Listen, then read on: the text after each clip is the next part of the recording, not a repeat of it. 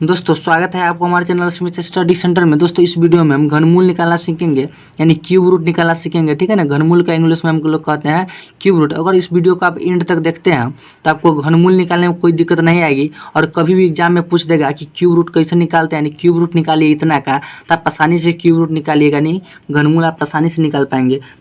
तो इस वीडियो के एंड तक जरूर देखिएगा। वीडियो स्टार्ट करने से पहले आपसे एक रिक्वेस्ट है, अगर आप हमारे चैनल पर पहली बार आए हैं तो हमारे चैनल को सब्सक्राइब एंड वीडियो को लाइक कर लीजिएगा। तो चलिए वीडियो स्टार्ट करते हैं।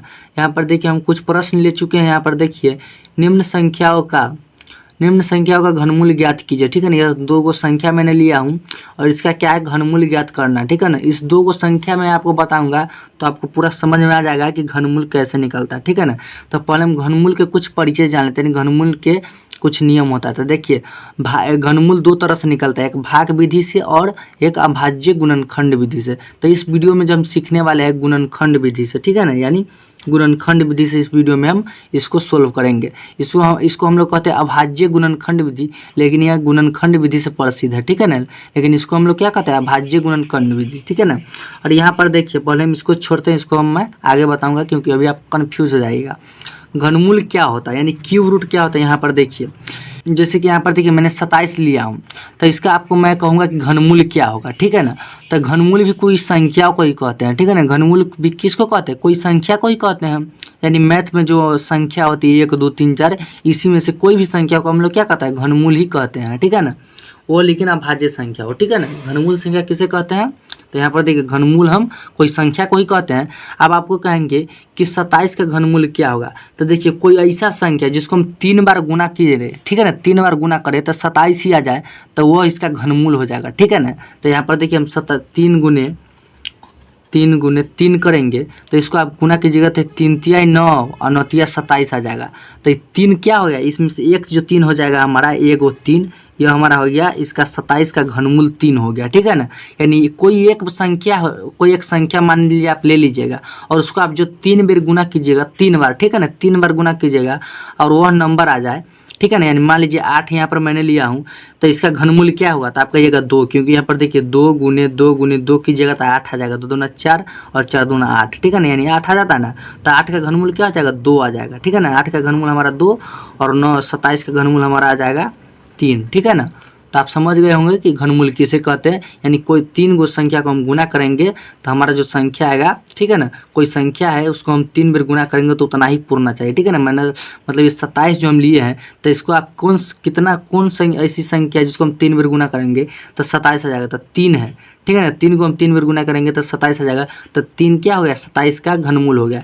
तो इस वीडियो में इसी बारे में जानेंगे, यानी घनमूल का चिन्ह इस प्रकार होता है। यहाँ पर देखिए 3 और ऐसे लग जाए तो इसको हम घनमूल के चिन्ह कहते हैं, और डायरेक्ट ऐसे लग जाए तो इसे हम लोग वर्गमूल कहते हैं। इसको हम लोग वर्गमूल कहते हैं और इसको जो हम लोग कहते हैं घनमूल कहते हैं, यानी क्यूब रूट कहते हैं। ठीक है ना, यानी इसके ऊपर छोटा सा 3 लगा रहना चाहिए, तो इसे हम लोग क्या कहेंगे घनमूल कहेंगे और इसको हम लोग वर्गमूल कहेंगे। यानी डायरेक्ट ऐसे लिखा रहे तो हम लोग क्या कहेंगे वर्गमूल, और इसके आगे 3 लग जाए तो इसको हम लोग कहेंगे घनमूल। तो ये आप समझ गए होंगे कि घनमूल किसे कहते हैं, यानी घनमूल का चिन्ह क्या होता है।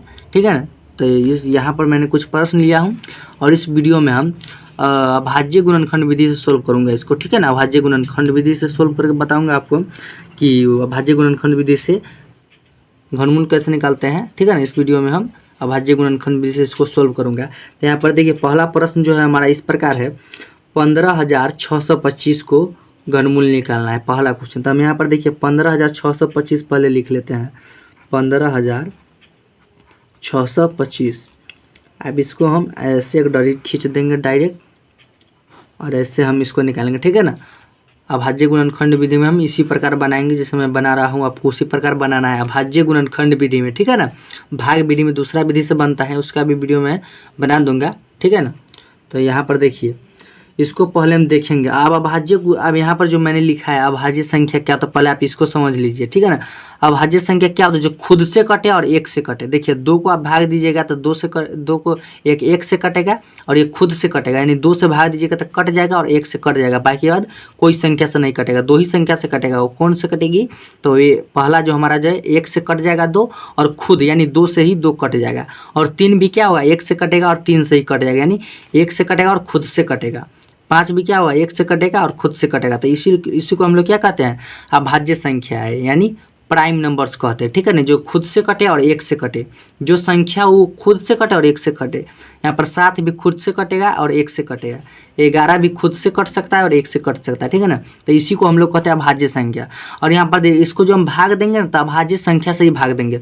पहले हम 2 से भाग देंगे, अगर 2 से नहीं लगेगा तो 3 से भाग देंगे, फिर 5 से, 7 से, 11 से, यानी इसको आपको याद करने की जरूरत नहीं, क्योंकि आप भाग दीजिएगा ना तो ऑलरेडी आपको अभाज्य संख्या निकलते जाएगा। यहाँ पर आपने इसको नहीं ध्यान दीजिएगा तभी भी आप जैसे कि यहाँ पर भाग दीजिए जाइए ना, तो डायरेक्ट आपको 3 मरतबे लगेगा, फिर अपने से 5 मरतबे लगेगा, फिर अपने से 7 मरतबे लगेगा, यानी अभाज्य संख्या अपने आप यहाँ पर आ जाएगा, ठीक है ना। मैं इसलिए बता दिया हूँ कि आपसे मान लीजिए यहाँ पर जब आप काटते जाइएगा तो आपसे पूछेगा ये कौन सी संख्या से कट चुका है, यानी पूर्ण संख्या, प्राकृतिक कौन सी संख्या से कटता गया है, तो आप कहिएगा अभाज्य संख्या से कटता गया है, ठीक है ना।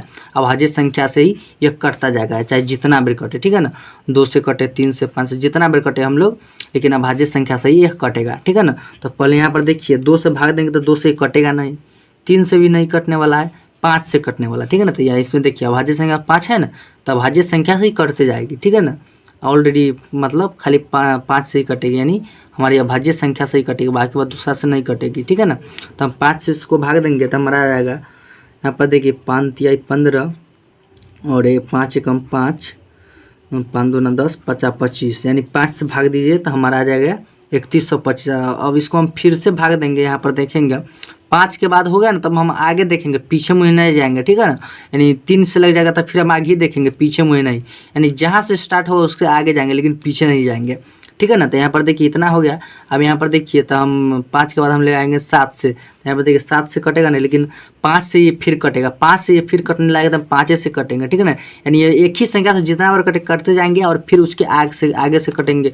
अगर 5 से भाग दिए ना तो 5 से अभी कट रहा है, ये 5 से भी क्या हो रहा है, कट रहा है, तो इसको हम फिर से 5 से भाग देंगे, और 5 से नहीं करता तब हम 7 से देंगे, ठीक है ना, लेकिन 5 से ऑलरेडी कट रहा है तो हम 5 से भाग अभी देते जाएंगे, तो फिर हम इसको 5 से भाग देंगे तो हमारा आ जाएगा 5 छक 30, 5 दूना 10, 50 25, ठीक है ना। अब देखिए फिर यह 5 से ही कटेगा तो हम 5 से ही भाग देते जाएंगे, तो 5 एकम 5, 5 दूना 10, 50 25, फिर यह 5 से कटेगा तो हम 5 से भाग देते जाएंगे, ठीक है ना, 5 दूना 10, 50 25, और फिर इसको हम 50 25 5 मरतबे, यहाँ पर देखिए 5 से ही पूरा कटेगा, ठीक है ना, तो 5 से ही कटेगा तो हम 5 से ही काट दिए, इसमें क्या दिक्कत वाली बात है, खाली अभाज्य संख्या है ना, हो गया, ठीक है ना। तो अब इसको हम क्या करेंगे, देखिए घनमूल में क्या होता है, मैं आपको बताया हूँ यहाँ पर कि मान लीजिए संख्या है और 3 को गुना करेंगे तो हमारा कितना आएगा, 3, जो कोई संख्या को हम 3 को गुना करेंगे तो 27 आएगा। तो उसी प्रकार यहाँ पर देखिए हम इसमें से 3 को ले लेंगे, यानी 3 को 5 है ना, तो इसको हम एक ही 5 लेंगे, और इसको भी 3 को 5 है, तो यहाँ पर देखिए 1 2 3 1 2 3, तो यहाँ पर आ गया हमारा 5 × 5 यानी 50 25, ठीक है ना, यहाँ पर आ गया ना 50 25 हो गया, ठीक है ना। तो यही हमारा हो गया, क्या हो गया, घनमूल हो जाएगा हमारा, ठीक है ना, घनमूल हो गया। अब यहाँ पर देखिए हमारा 25 आ गया, ठीक है ना, यानी इसका घनमूल यानी 15,625 का घनमूल हमारा आ गया 25। अब अगर आप 25 के 3 बार गुना करते हैं तो इतना आपको पूर जाएगा, ठीक है ना, यानी इसका घनमूल क्या आ गया, 25 आ गया, ठीक है ना। अगर आप 25 का 3 बार गुना डायरेक्ट ही करते हैं ना, यानी 25 का डायरेक्ट ही जैसे ही आप 3 बार गुना करते हैं तो हमारा 15,625 आपको आ जाएगा।